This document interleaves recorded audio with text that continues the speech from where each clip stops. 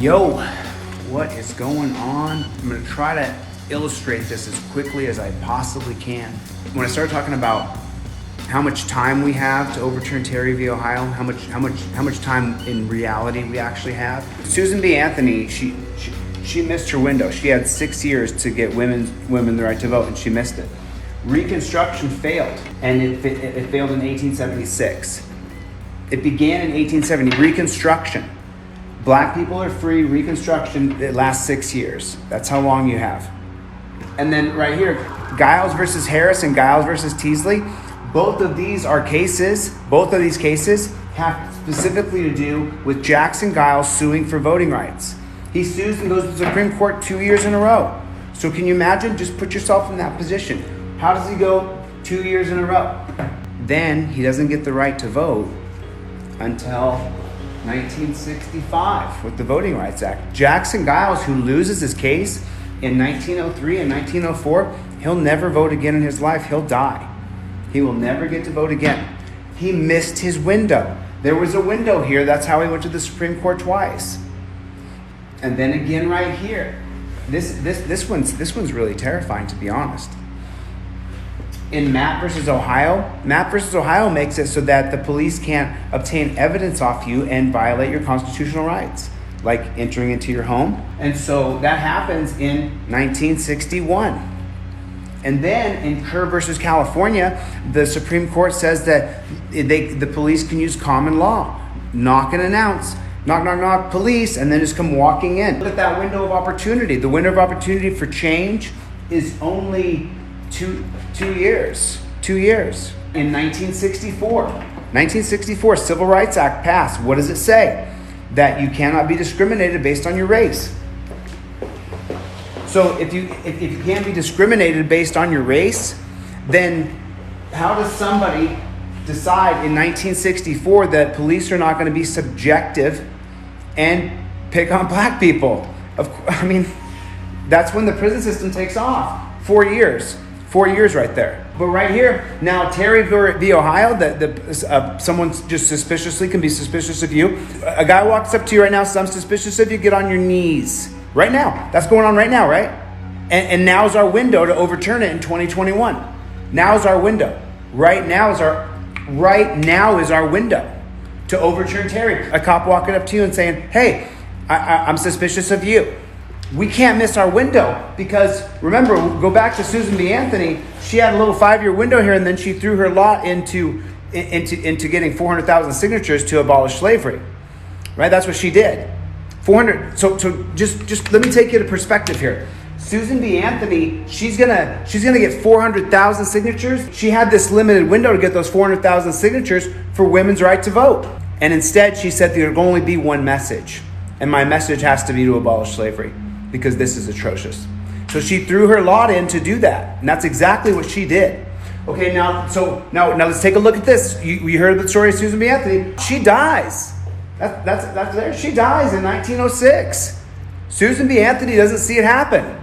And then in 1920 with the 19th Amendment, women get the right to vote. But she did miss her window, didn't she? Susan B. Anthony missed her window. She missed her window. And Jackson Giles, he missed his window. And what happened from 1903? I mean, just take a look. And it just keeps going all through history. And then it gets even tighter. It gets tighter with Mapp versus Ohio. When it goes to Mapp versus Ohio, what happens? Mapp versus Ohio, they go into Dolores Mapp. Her name is Dolores Mapp, right? And they go into her house with or without a warrant. That's to be disputed from the case. And then she goes to the Supreme Court, and they say, and while they were in the house, they found a book that they considered obscene, which was a sex book or whatever. And then they found some gambling tickets, I think. I can't remember exactly. I think that's it. So then what they say, we're going to throw this out because you just ran into Dolores' house. You can't just run into Dolores' house, right? That's the ruling. That's the ruling in Mapp versus Ohio, that you just can't run into Dolores' house and get these obscene materials out of her drawer. And so we're going to rule in favor of Dolores Mapp, and we're going to create a standard that police cannot run into people's houses and just grab their obscene material.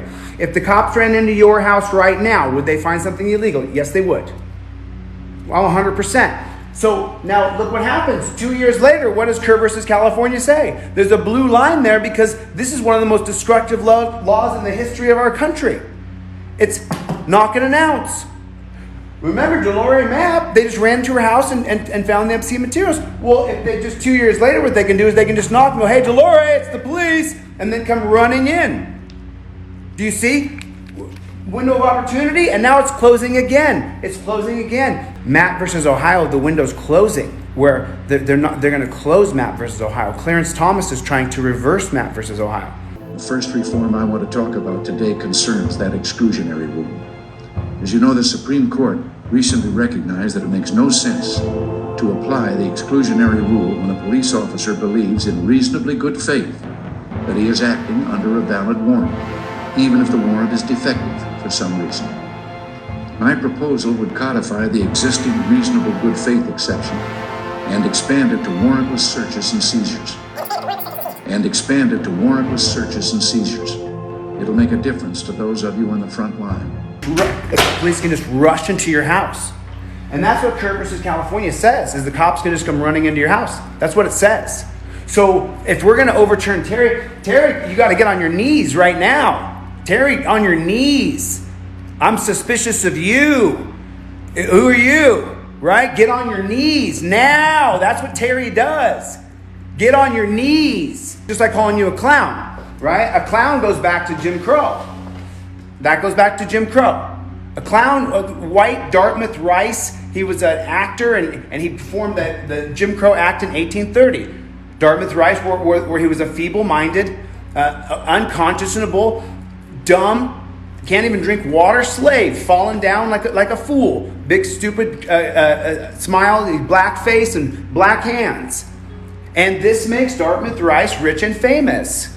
And then that Jim Crow Act, it proceeds all the way through until 1860, in the beginning of the Civil War. And now at this point, Jim Crow, white guy putting on black skin, and people are, at this point, it's getting bloody, right? Civil War starting. John Brown is infiltrating, going into Bleeding, Kansas, and killing 5 slave families.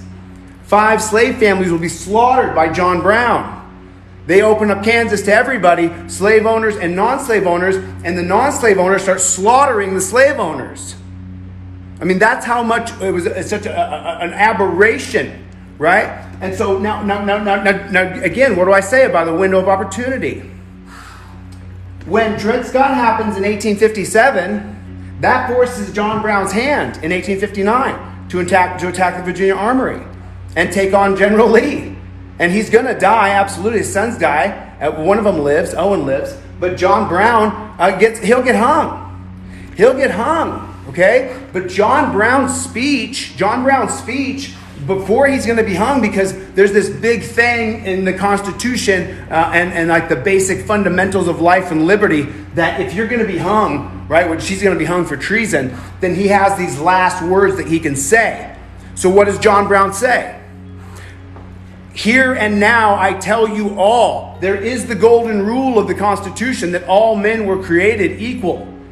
And slavery is an abomination, and you will burn in hell.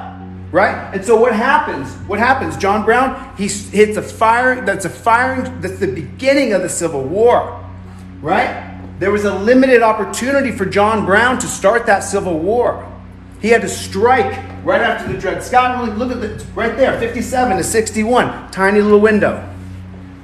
That's what we have to overturn Terry v. Ohio, to get the foot off of the back of everybody now. Terry v. Ohio may be enacted originally to get the cops so they can grab black people right away, 100%. Why do cops want to grab black people in the 1960s? Because there's a civil rights movement going on. I mean, a real civil rights movement going on.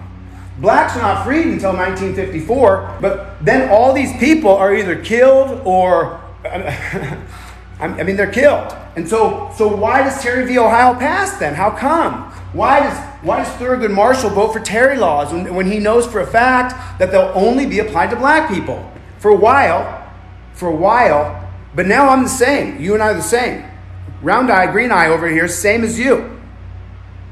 I got to get on my knees. If they get on your knees, right? It applies to all of us now. So we have a limited window. We're at 53 years since Terry v. Ohio passed. Plessy versus Ferguson, that created the nasty segregation, was in 1896. It was overruled 58 years later. 58 years later in Brown versus Board of Education. So now what's the window there? 5 years where we are now. When was the George Floyd movement? 2020. The Eric Garner movement in 2014 did what? What did the Eric Garner movement produce? More body cams? Now we get a close-up, right? Ren makes it so the police can pull you over if they're suspicious of your car. There's Ren as an extension of Terry. Without Terry, Ren cannot live. It dies. And if they're suspicious of your car, who are they suspicious of? They're suspicious of you. We have a limited time to get it going, to start a movement, right? To really start a movement that we don't want to be reasonably suspicioned. I do not want to be reasonably suspicioned. I don't care what time of day it is, where I'm at, what kind of car it is, if this is a high crime area or not. I don't give a shit if it's a high crime area or not. Please don't tell me this is a high crime area and I look suspicious and we had a robbery here the other day. I don't give a shit if any of those things happened. I'm just living my life. So what do we do though? We start to play by the rules that are given to us. We play by the rules that are given to us. So the rules here are going to be used if they can be used against you. The Terry rules that say I'm suspicious of you, that's what the Terry rules say. Subjectively, I'm not walking along and it's you I'm suspicious of. What are you suspicious of? I don't have to tell you. That's morbid. That's absolutely morbid. You will stand there in handcuffs. Now you could be detained, which means what? George Floyd, by the way, was just detained. George Floyd was only detained. He was not yet arrested. They didn't get him in the car. He was only being Terry stopped. George Floyd was Terry stopped because Terry goes to MIMS, which means you got to get out of the car. Terry goes to South Dakota versus Opperman, which says we can impound your car because we're suspicious of it. And what happens when they impound your car? They can inventory your car. Suspicion of your car means inventorying your car, which means if they find anything in your car, do you have anything in your car that you want people to see? I'm just saying. I mean, you're a human being, right? You might have something in there you don't want someone to see. Overturn Terry, they can't just warrantlessly inventory your car. So then Terry also attaches to Cortez. So now it's one thing that I can say, hey, you know what? I'm suspicious of you, whoever you are, right? We know who you are, right? So, but then I can just go, you know what? Broad daylight, middle of the day, someone's sitting out here, and I can go, that guy right there, you know what? You know what? Someone's been vandalizing e-bikes. Someone was vandalizing e-bikes, and I'm suspicious of him. So I'm going to go over there, and I'm going to detain him. Get on your knees. I don't feel safe. So that means that when people see the hashtag Overturn Terry on your cat picture, and they're like, yo, man, why does it say that on your cat picture? Oh, you know what? Terry v. Ohio is what creates reasonable suspicion, which is a construct of institutional racism. Because it was meant only to be applied to black people because the 60s were the 60s. And now today, it's the reason why so many people are living in a cage. When you got a prison in Arizona, when you got a prison right here, right? And when there's a guy who gets dressed and puts on a suit and he goes to that prison and he goes and he guards skin for him to make money. When he goes home, do you think his kids go, my dad's a terrible person? Or do you think his kids go, yeah, my dad's a prison guard. We need prison guards. We need prison guards. That's what he believes. When we put a prison in Arizona, that spreads authoritarianism to the entire area. When a cop shoots somebody in Arizona and he goes home and tells his wife and kids, does he say, yeah, I blew that guy's head off and ha, ha, ha, I'm cold blood? No. He tells his wife and kids, it was me or him. And I was going to die. And that's why I shot that guy. And then his kids go to school. His wife goes to work and says, hey, guess what? Harry had to kill that guy. He had to kill him. He had to be shot. He was terrified. It was Harry or the other guy. And what does that do? That spreads the idea that we need to kill people. In a digital era,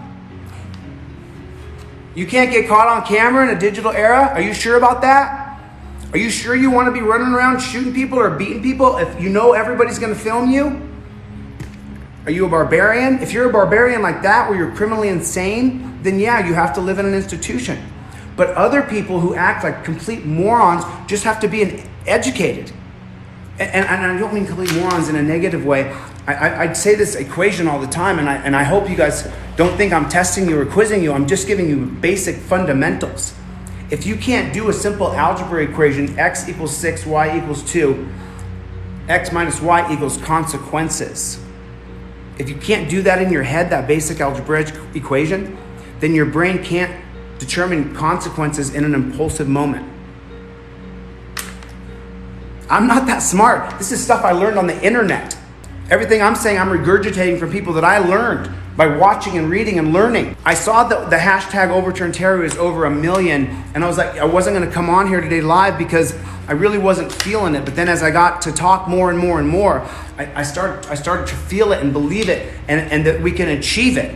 Because I think when I saw that 1 million hashtags Overturn Terry today, holy crap. I built this to show you all the intricacies of what's going on in your country. Because John Brown said there is the golden rule, and if you don't live up to it, I will kill people. And he killed 5 slave families. This guy was a total badass. And when he got taken to the gallows, he did not weep. I mean, I'm telling you, John Brown will go down in history. We have a limited window to overturn Terry. It's now. It's right now. Susan B. Anthony failed. Her nothing happened for her, and she was dead. And then Jackson Giles failed, and it was no good till 1965. The Reconstruction failed. Where Reconstruction failed, the reconstructing of the country, it failed here. This failed. And when did it get better? We can legitimately say it got better in 1954. This is when it legitimately got better. And so what happened? Look at the window of time it took. 54 to 64. That's their window. This was the window. All these people had to sacrifice their lives. This is the window right here. These people all had to die in the most inglorious way ever. I mean, just betrayed. John F. Kennedy assassinated by his own people. Who killed JFK? We'll never know. Malcolm X assassinated by his own people, infiltrated by a cop.